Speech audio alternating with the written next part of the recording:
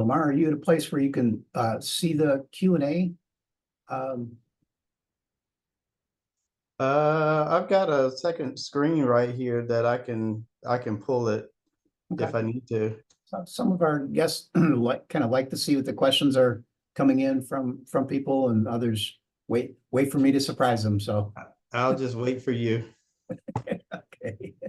Yeah, I'll just wait for you. Always the best kind of questions are the ones that anticipate something I was going to ask anyway. I love when that happens.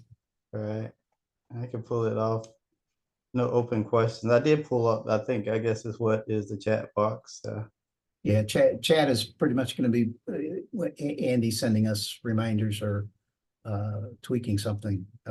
Q&A is where we hope that people put their questions.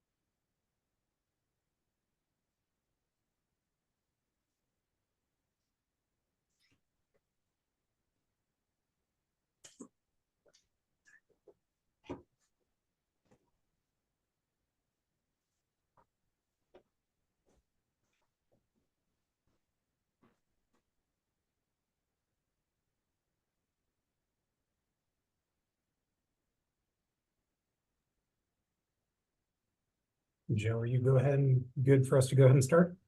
Yeah, and there's a question in the Q&A, I think, for you. I was going to address that, yeah. Yep, let's get started. All righty, sounds good. All right, good afternoon, everybody, and welcome to our fourth conversation session for 2024. I hope everybody's doing well. I'm Andy Wagner. I collaborate with Dr. Joe Hummer on this. We've been doing this. Can you believe, Joe, that it's a 22nd one now? Every time I see that number, I can't really believe it. As far as announcements go, I want to address the question that came in first. Are we all muted? The answer to that is yes. If you do have a question that you would like to ask over voice near the end of the session, send me a quick chat and we can get that addressed. But everybody who's attending as an attendee, who's not a panelist, is muted. Speaking of questions, if you have questions you'd like to submit over text, please do that with the question and answer function. Don't put them in the chat, put them in the Q&A. That way we can track what we've answered and what we haven't answered. As far as other announcements, for those of you who may be joining us for the first time, first off, welcome. We're glad to see you here. As I look over the attendee list, most of the names are familiar names.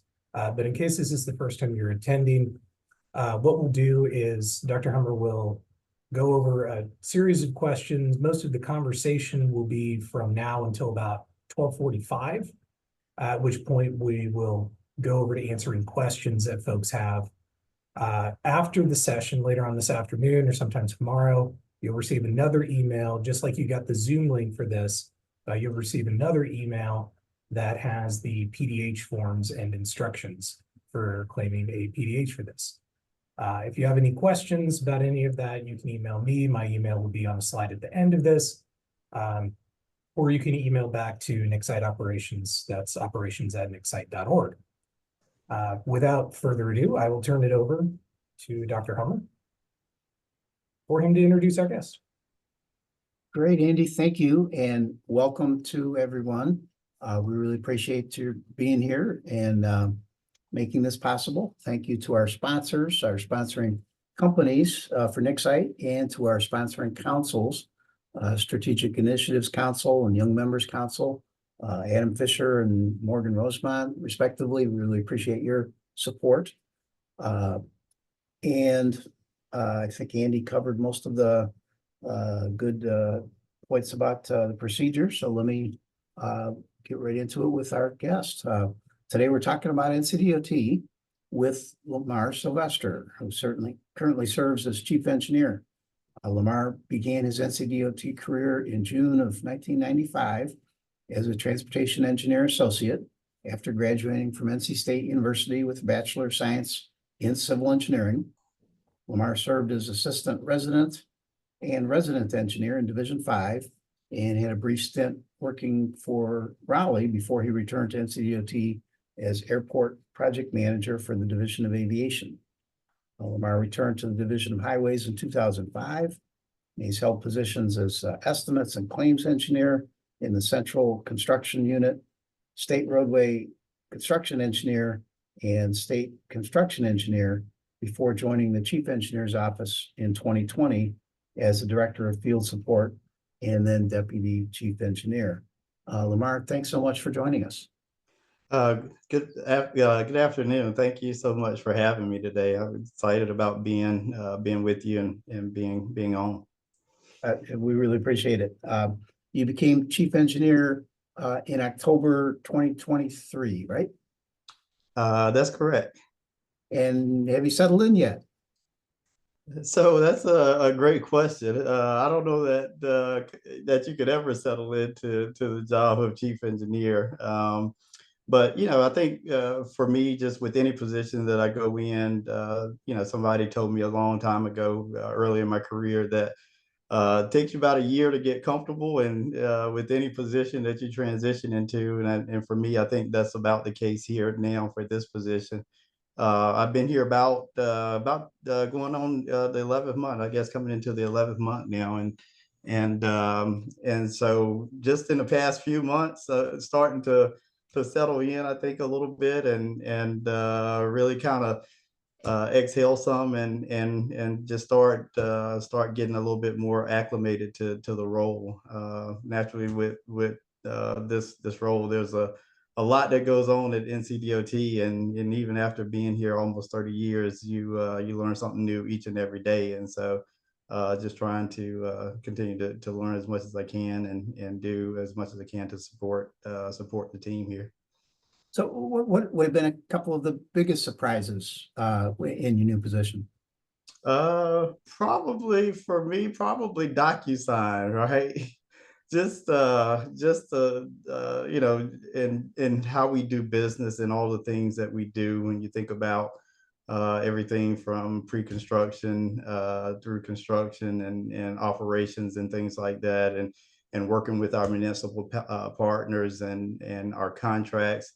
A lot of things flow up here that I have to put my name on, and sometimes I'm like, okay, am I really committing the department to this? And so there's a lot of DocuSigns. I think is probably the biggest thing, just how much it takes to really run an organization this size, and the things that we have to do to really do our business and the everyday things that it takes to get our business done. Yeah, Division of Highways, what, 9,000 staff members, of course, 80,000 miles of roadway. I mean, how do you wrap your head around something that vast in scope?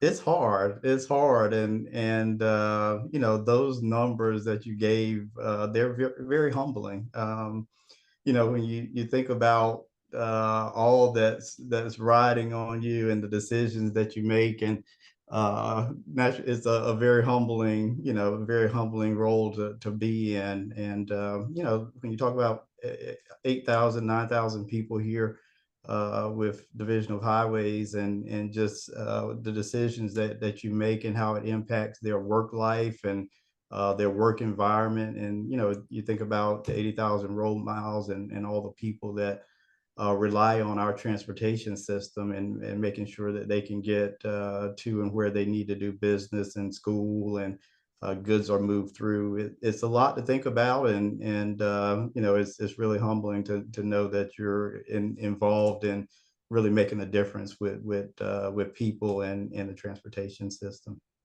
For sure that.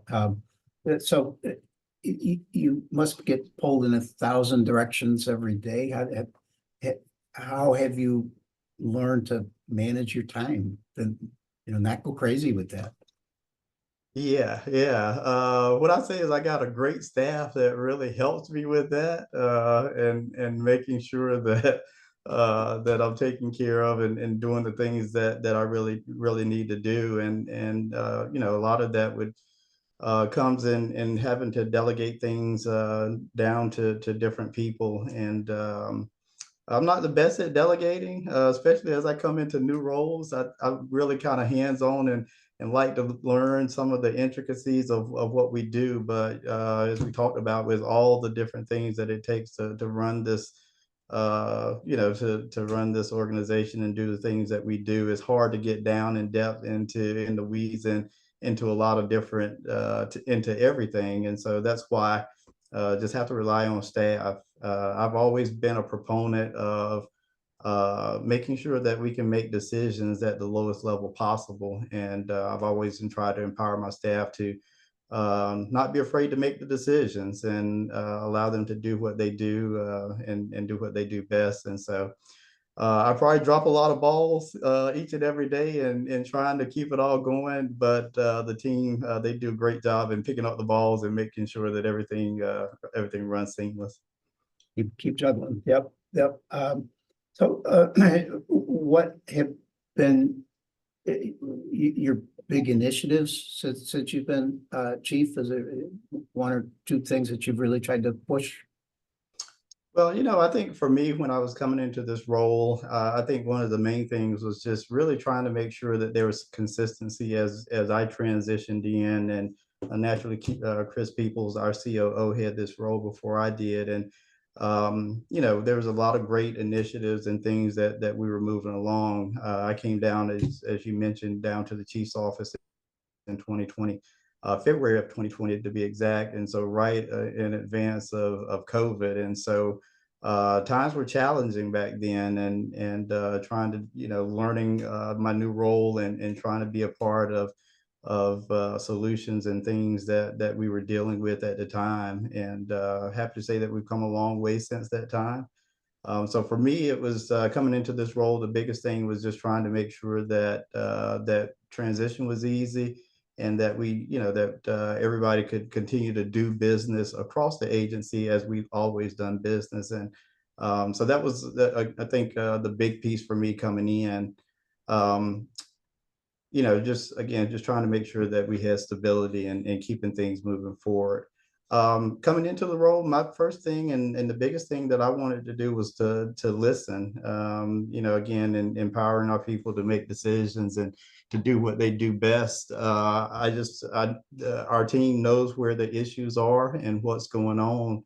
And so my first biggest thing was just to listen and see what they were talking about and where I could jump in and help develop solutions or either support solutions that were already in play. And so did a lot of listening coming into this role, still do a lot of listening, and again, just trying to help the team do what we do best.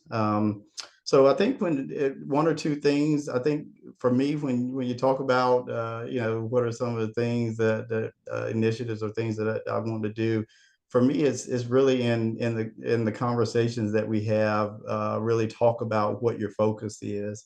And so as I came in, the things that I started talking about, and that I probably still talk about most, started out with leadership and really working with my leadership team, including the division engineers, and really talking about how do we lead this organization through the next you know, the next few months and the next year, especially as I came in and coming into an election year and things like that, for, you know, for potential change in administrations and things.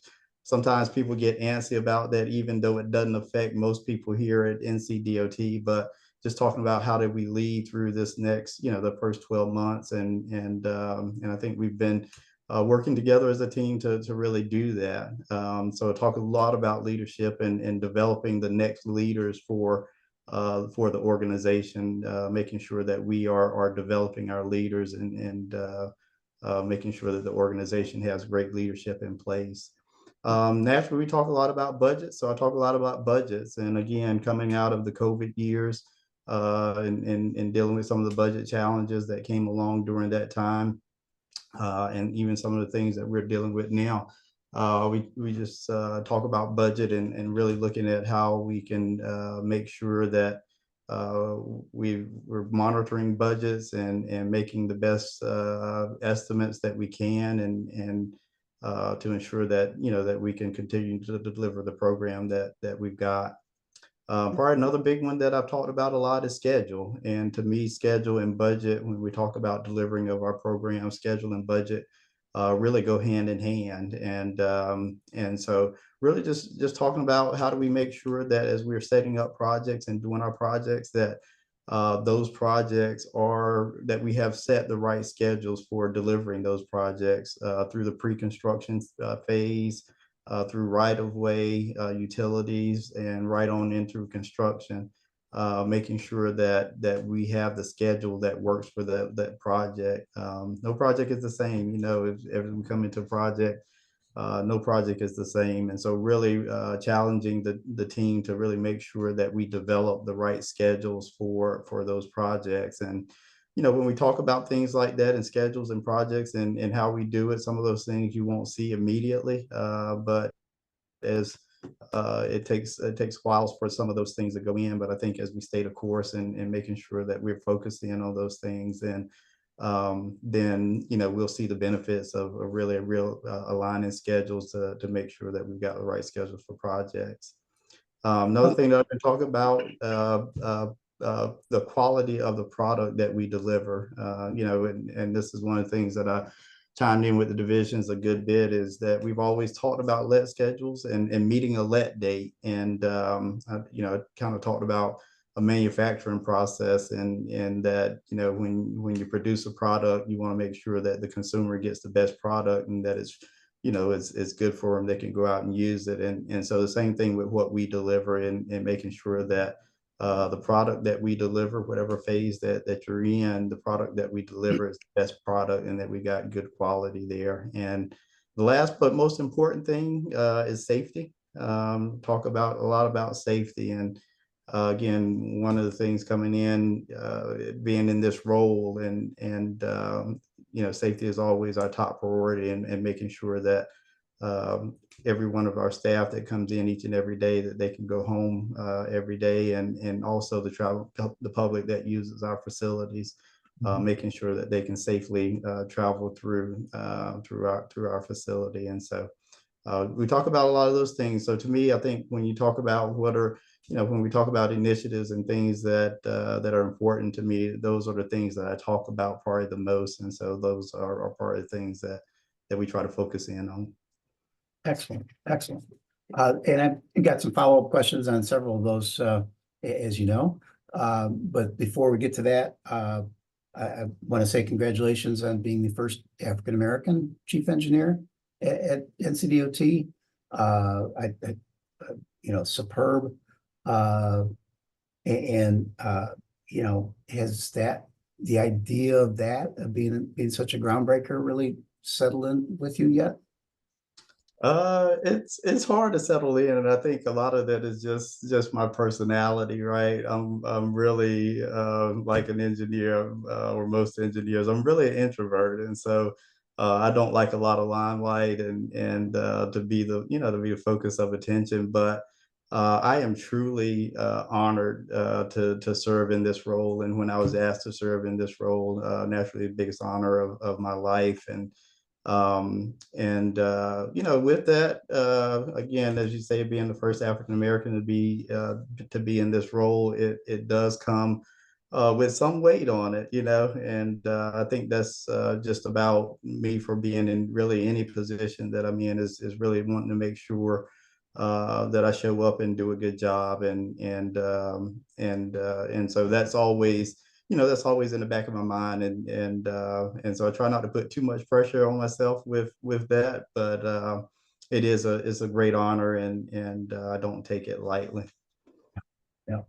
I appreciate that. So now back to the budget, right? Because we need to go there. A little follow up on that. I appreciate that you mentioned that before. The reports that I see, and I think a lot of the people participating here see, are that, basically NCDOT, revenues have been stable for a couple of years now. And the cash balance has been stable for a couple of years now. Are you seeing it the same way? That I know that doesn't happen by accident, but the result is sort of a stability, at least over the last couple of years.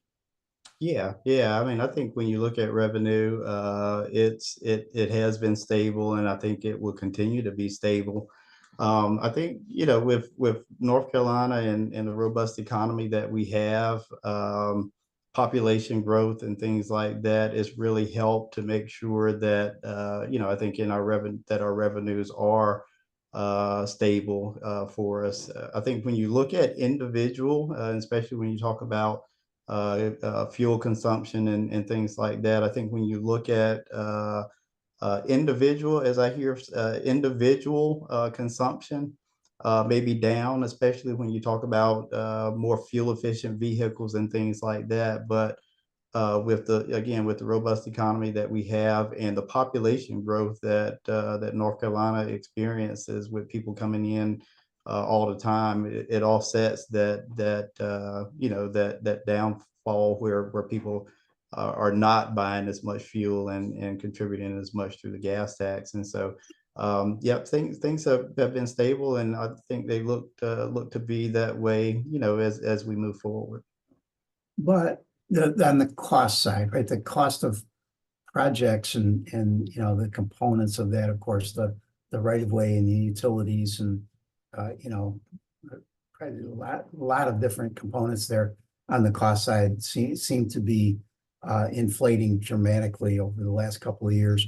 Has that also started to stabilize the way you see it, or has the cost side, the inflation of our projects continued or accelerated?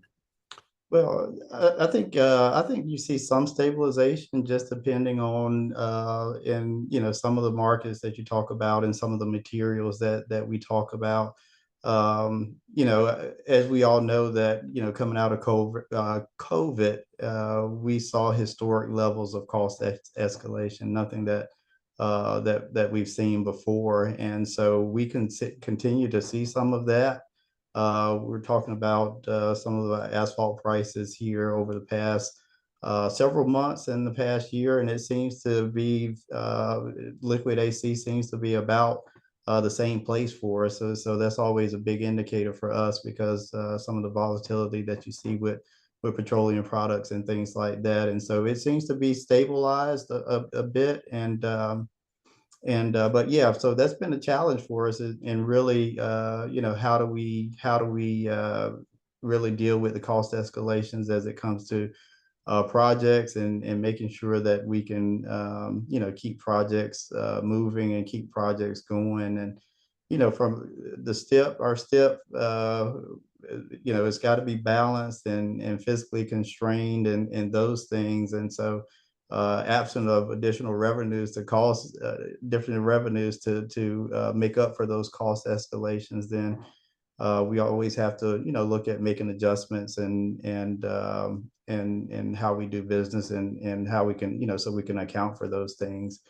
And so we do, we've been looking at scopes of projects and things like that, breaking up projects into different phases, into smaller phases, so that we can keep projects going and keep projects moving. And so, thankful as we talk about revenue for partnership with Eastern Transportation Coalition, and really looking at things to carry us in the future for how do we sustain transportation funding in the future, and really working with that group in those states to really come up with solutions for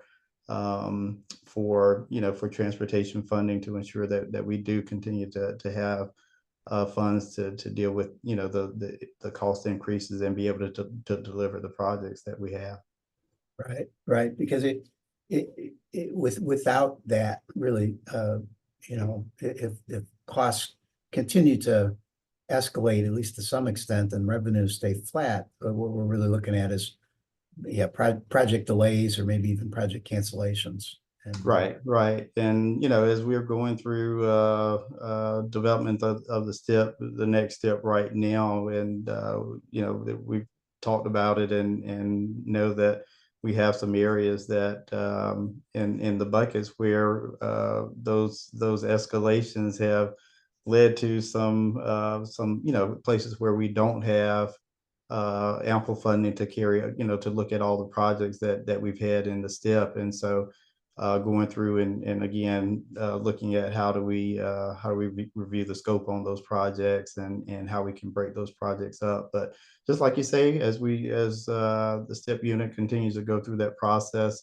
again, if the funds in each particular part are not there, then we have to make adjustments, and some of that may mean that no new projects come in, or some projects may have to slide. But again, look at everything that we can do to try to keep those on schedule. uh, it, I have speculated, I've heard it from others too, that, looking at these sort of revenue and cost trends, that the era of the huge freeway project, the bypasses and the new freeways, really is going to have to draw to a close. That there's going to come a point here where we, the state, just won't be able to afford the multi-billion-dollar big freeway project anymore. And do you seen it the same way, or am I being too pessimistic there?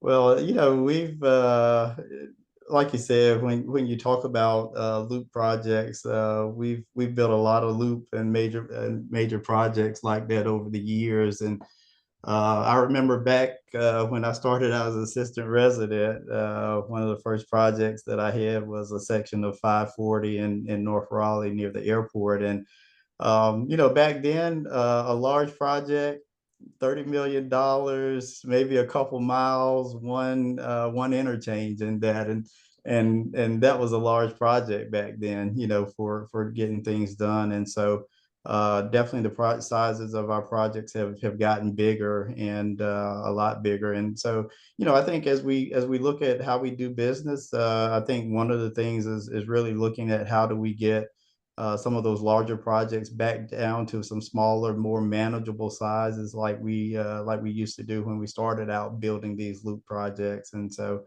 that's definitely one thing that we'll have to look at and see how we can do that. In doing so, I think from our industry and industry partners, that makes it a lot more manageable for the industry as a whole, and really providing opportunities to help us deliver those programs from a pre-construction standpoint, but also making sure that projects aren't too big for our contractors that really have to deliver it and get them done for us. And so yeah, again, we've got a couple big projects that we've been working on, as you know, I-26, and really trying to deliver that project. And it's taken on a new role and for us, and really looking at how we had to deliver that project, and looking at ways that we could work with the contractor to go in and really look at scope and really get the project down to the size that we can really afford and move forward with.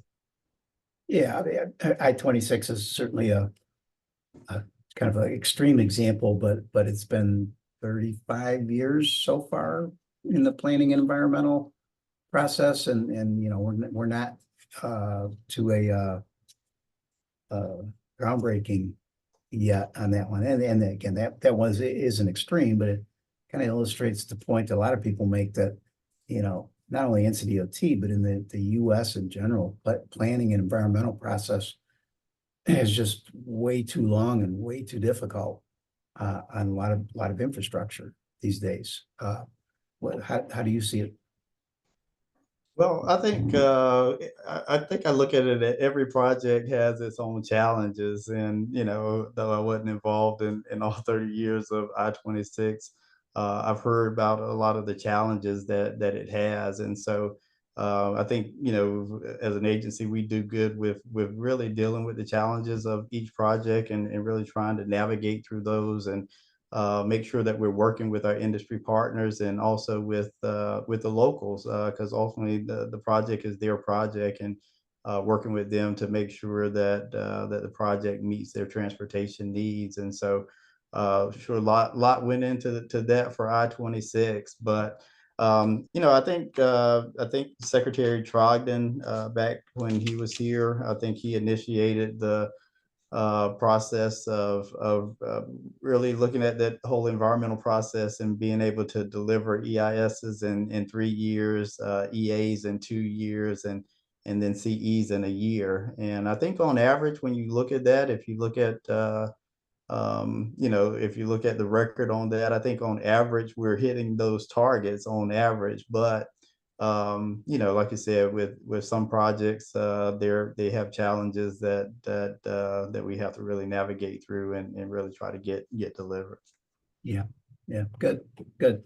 Now that's in the popular press anyway, the vision of the new tunnel under the Hudson River, or something that's going to be $20 billion in 40 years from now.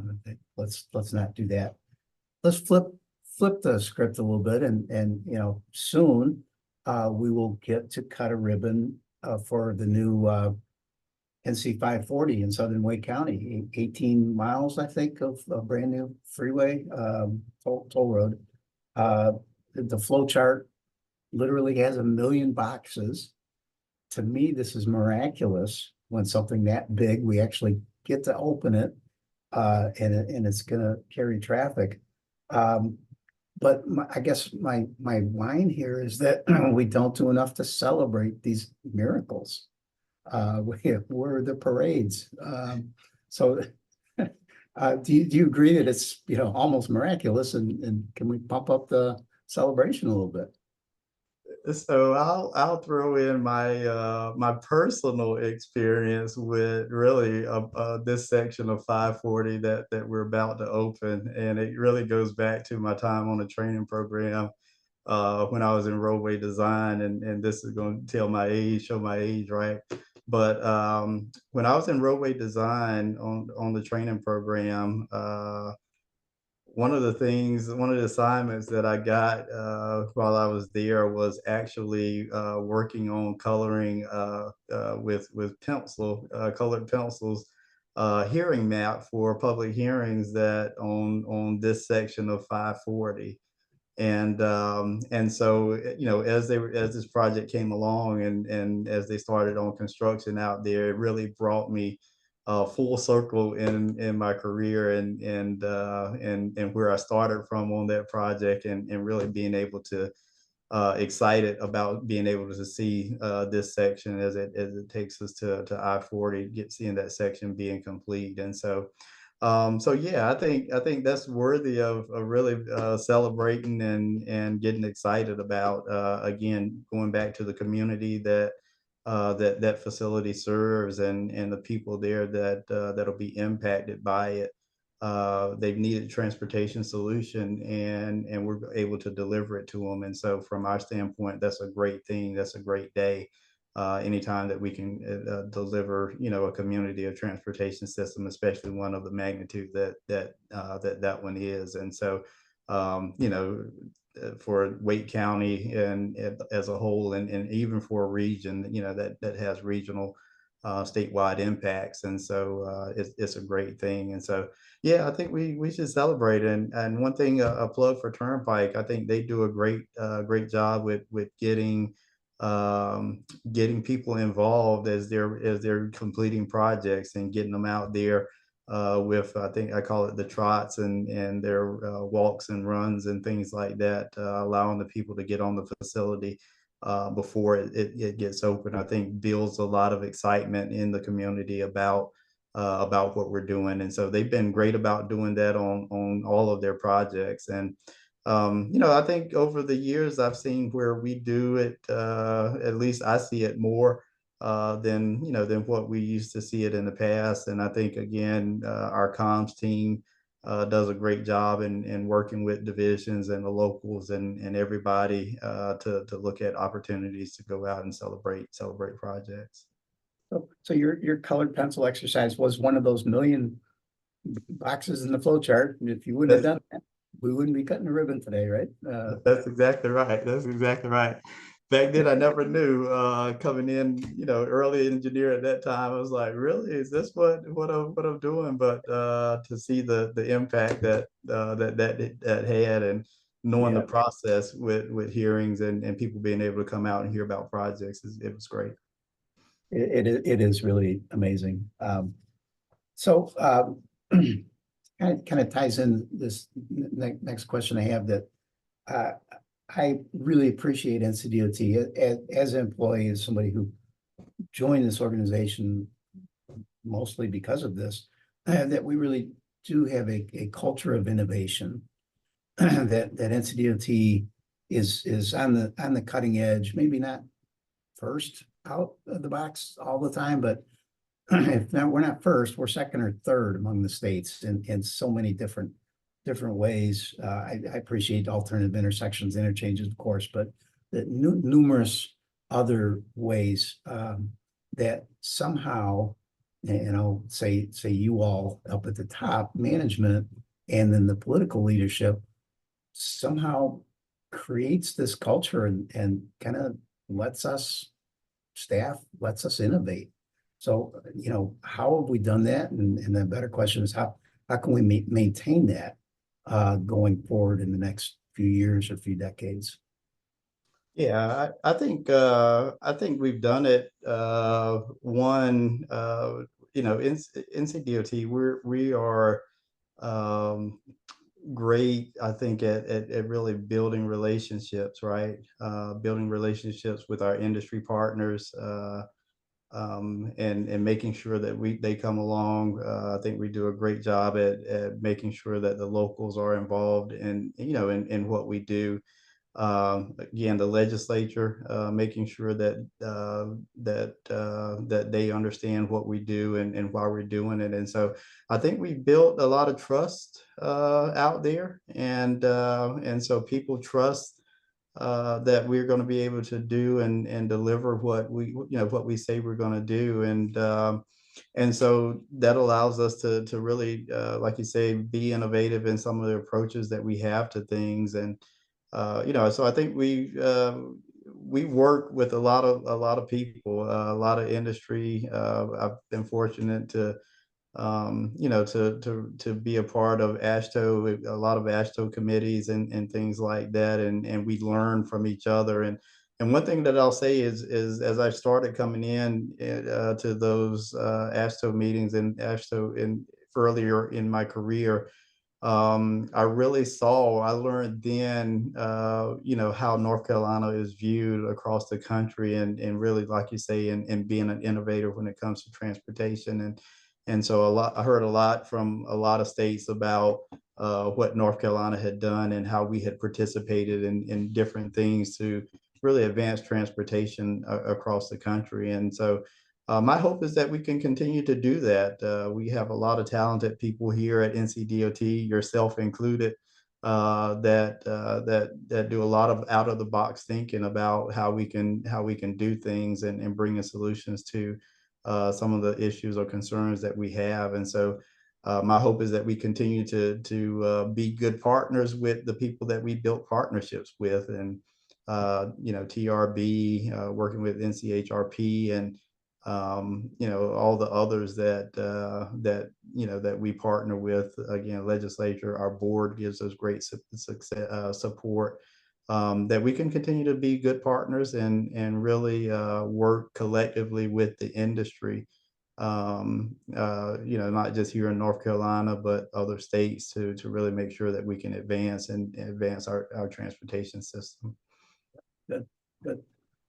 You mentioned safety before, our top priority, and unfortunately, at least measured by fatalities over the past few years, North Carolina has not made much progress, or depending on how we're measuring it, maybe slid back a little bit. Is there a particular safety initiative at DOT now that really touting or that you're really proud of that you think could make a good bit of difference in that rate going forward? But yeah, I think we're doing a lot of great things, and I think when we talk about always stops, those things, people have different opinions about those things, but those things save lives.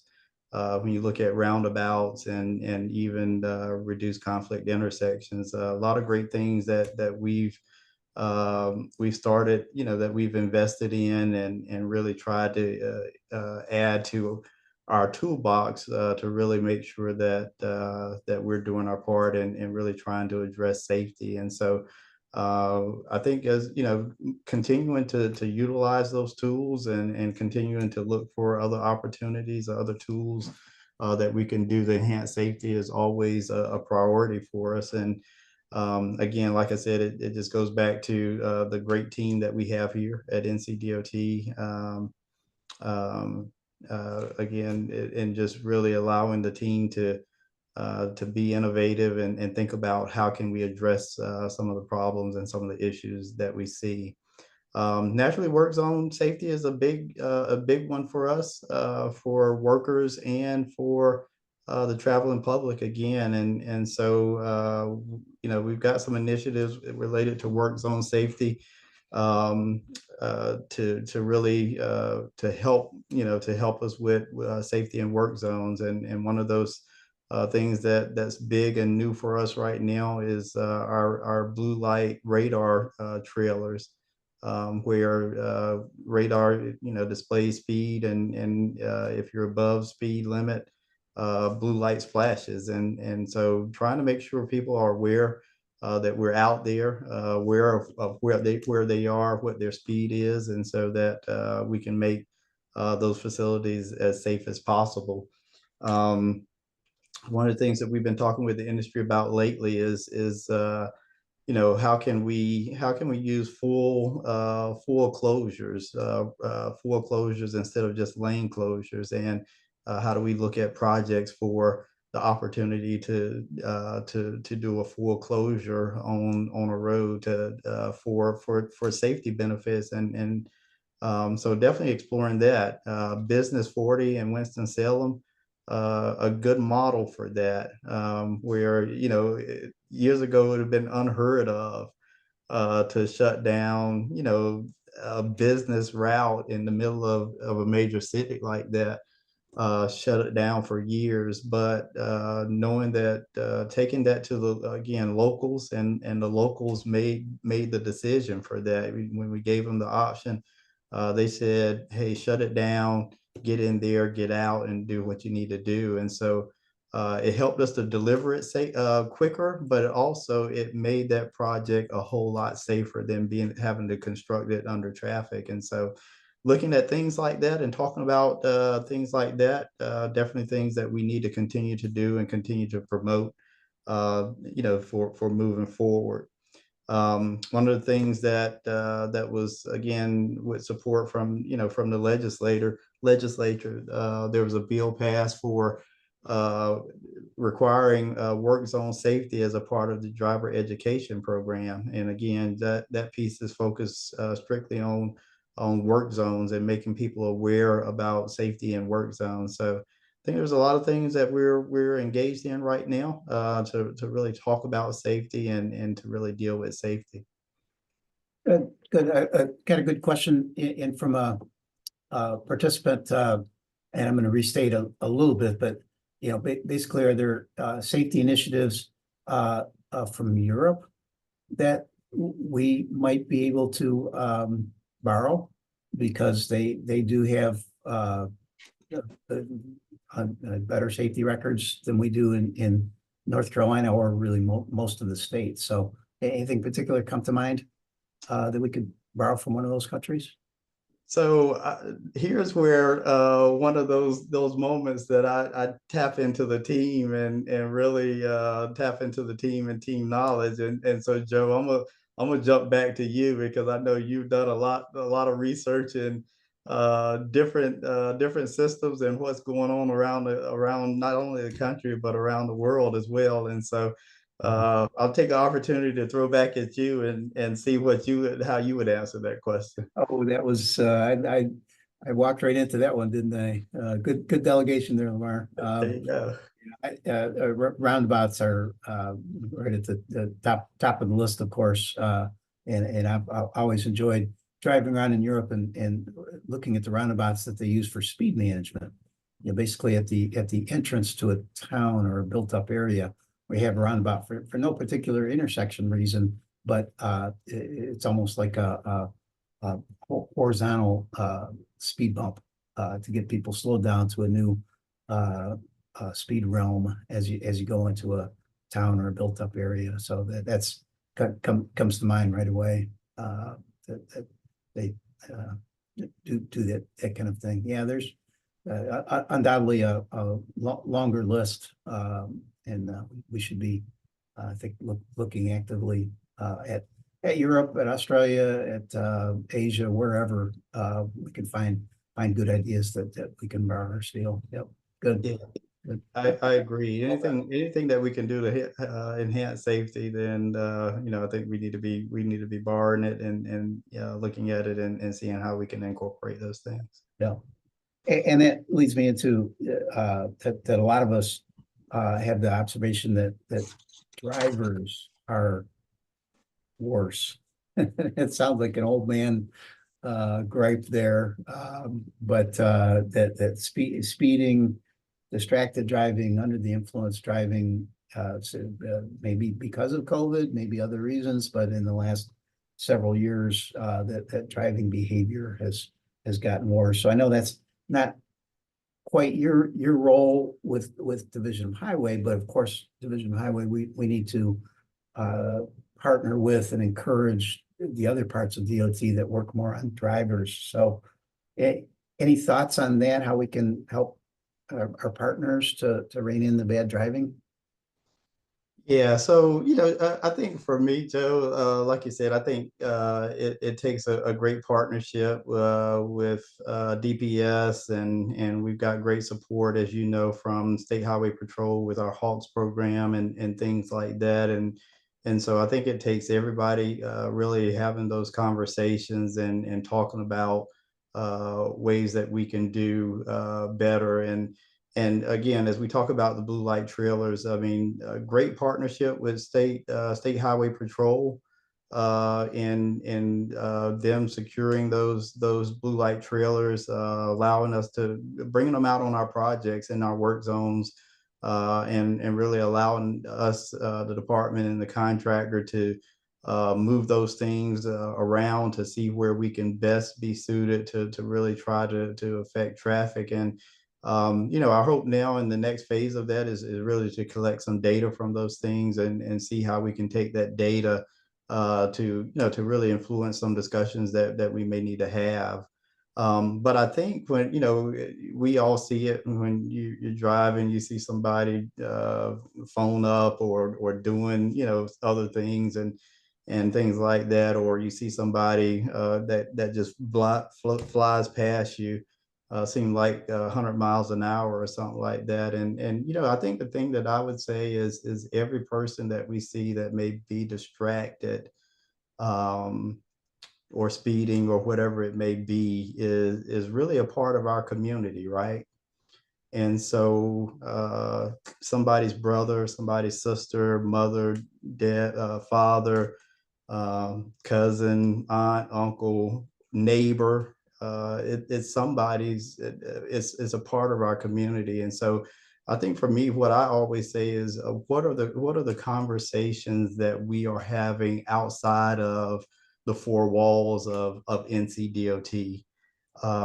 What conversations are you having with your next door neighbor about distracted driving and speeding and things like that? And to me, I think that's where we're going to reach people, because whoever that distracted driver is, somebody knows that person, right? And so what are the conversations that we're having outside of our four walls to really help influence driver decision, and those things are driver decisions. If people make a decision that they're going to be texting or whatever, or that they're going to not obey the speed limit signs and things like that, or even seat belts. When we talk about seat belts, we're 92% on seat belt use, I believe, and so there's still 8% of people out there that are not buckling up when they get in their vehicle, and we know the data shows that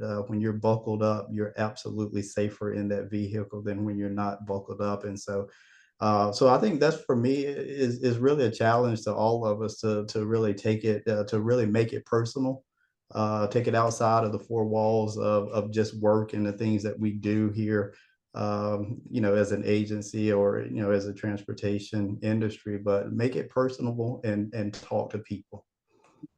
That's great. Great. Our friend Jim Kellenberger makes the point, driver education and driver qualification are greatly enhanced in most other countries compared to the US as well. So yeah, I think Jim's got a good point there.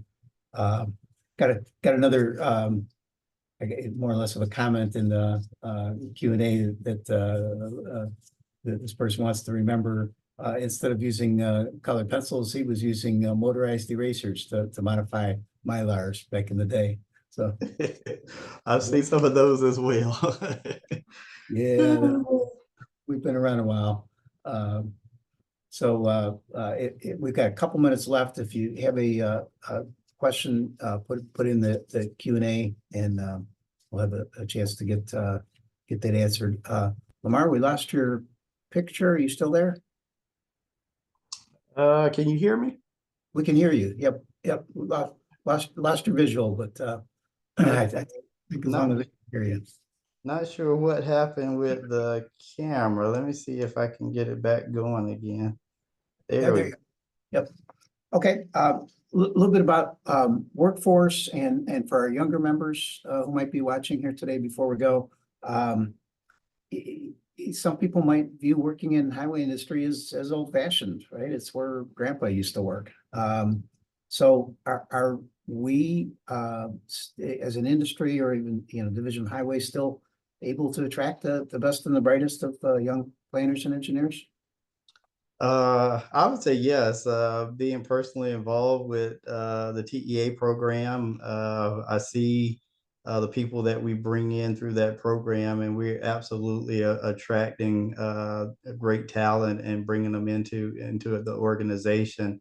Our HR team, Amanda and her team, they do a great job in really looking at recruitment and how we can make sure that we're reaching out even to the younger generation, high schoolers. As you know, we have a high school intern program, our summer intern program, getting those people involved in DOT, exposing them to transportation and to what we do here in transportation is definitely going to pay dividends for us as we move into the future, and really getting them hopefully into the transportation field. Naturally, we want them at NCDOT. We can take all that we get, but we don't deliver our transportation solutions by ourselves. We have a great team in this transportation industry with our consultant partners and our contractors that hire those staff as well. And so what we want to do is make sure that the industry is attracting, the best and the brightest to the industry that will help us to make decisions and tackle the challenges that we face as an industry moving forward. I had an opportunity to, as the summer interns were leaving, had an opportunity to meet with them, do a closeout with them, and it was just great to talk with them here. The excitement they had about working with NCDOT throughout the summer, and our HBCU program, bringing a lot of great people in through our HBCU program as well.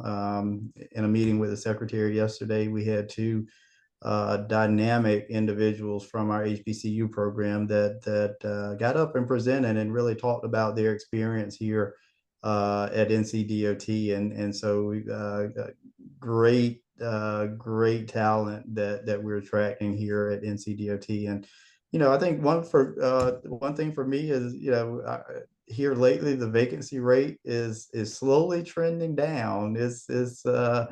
It's slowly happening, but it is trending down. And so I think from my standpoint, that's a good sign that we are able to get people in here and get them with us and get them going in the transportation industry.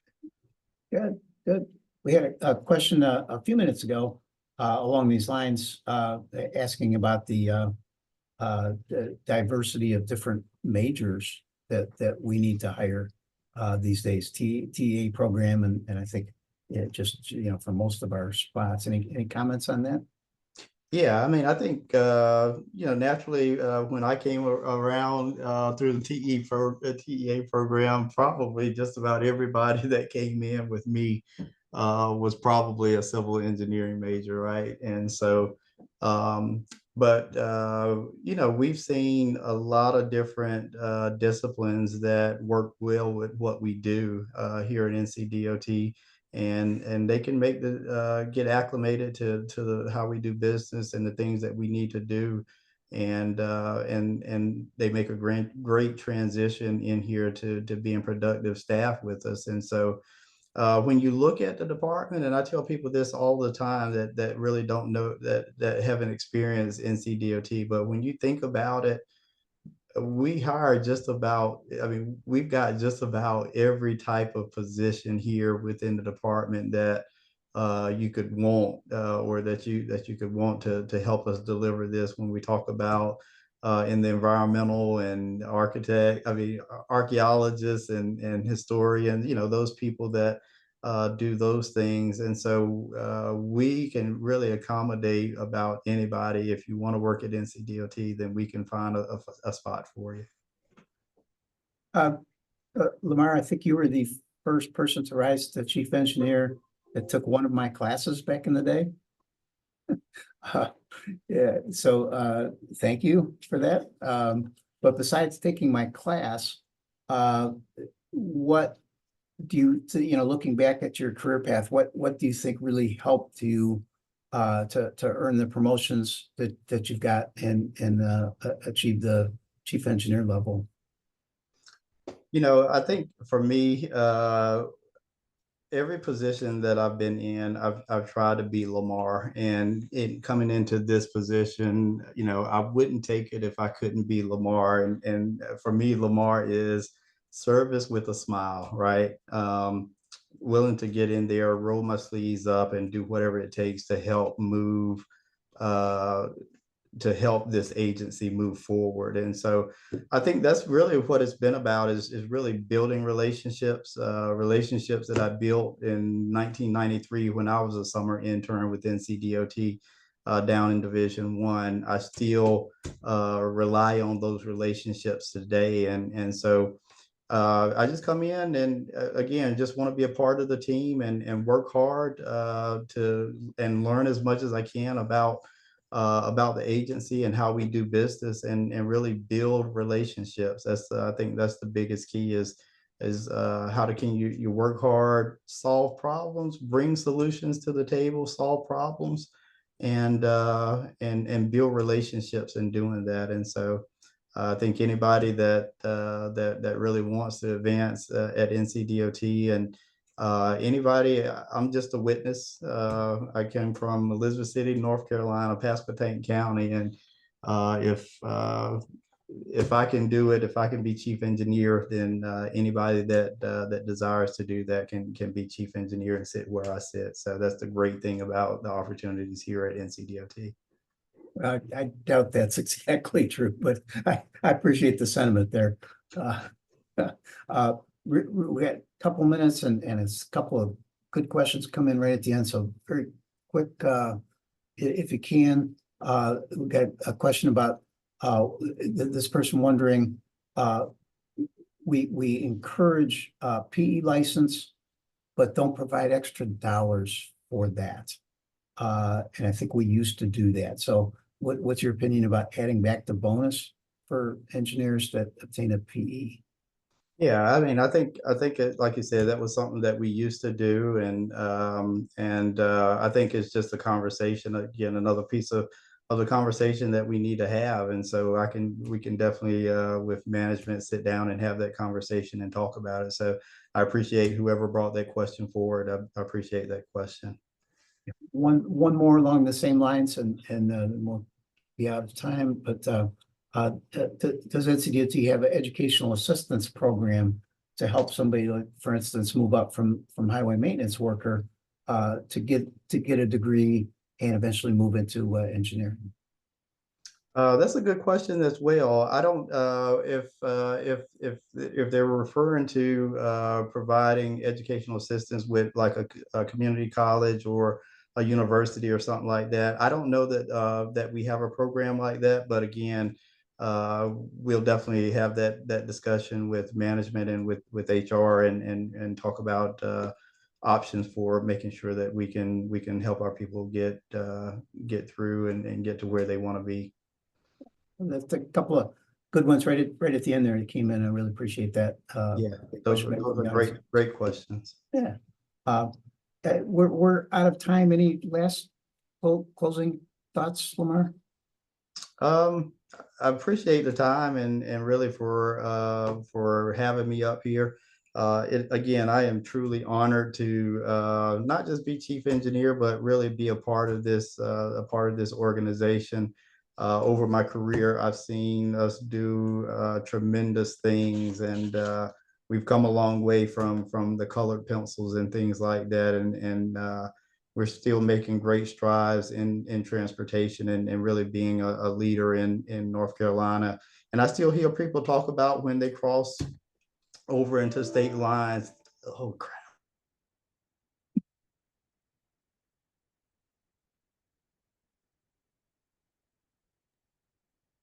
Yeah, I think Lamar might have crossed over into a Might have state lost him. there. Yep. Let's Andy, let's call it there. Because we might not get Lamar back for a few minutes, and but I think we're wrapping up anyway. Thank you all for being here today. I think this was record attendance. Really appreciate it. Hope you enjoyed it. Hope it helped. And we will be back in October with another edition of Conversation. In the meantime, keep talking about transportation. And Andy, back to you. Thanks everybody for attending. And we hope to see you at the next one. Again, if you have any questions or issues, my email is right here on the screen. Thanks everybody for coming. Very good. Take care.